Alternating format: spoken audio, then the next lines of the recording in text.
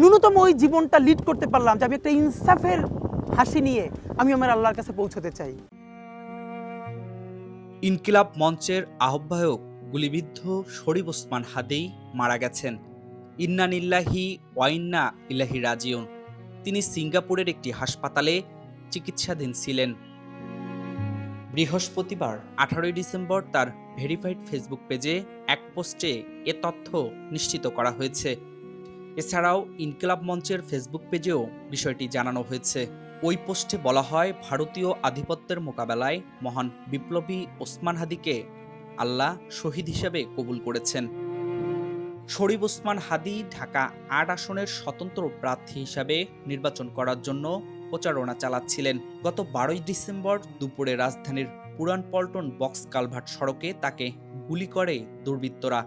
মাথায় গুলিবিদ্ধ হাদিকে গুরুতর আহত অবস্থায় ঢাকা মেডিকেল কলেজ হাসপাতালে নেওয়া হয়। পরে সেখান থেকে নেওয়া হয় এভারকেয়ার হাসপাতালে। গত 15 ডিসেম্বর দুপুরে উন্নত চিকিৎসার জন্য ওসমান হাদিকে এয়ার অ্যাম্বুলেন্সে করে সিঙ্গাপুর নেওয়া হয়। সেখানেই তার চিকিৎসা চলছিল। মারুফ হোসেন, ঢাকা পোস্ট।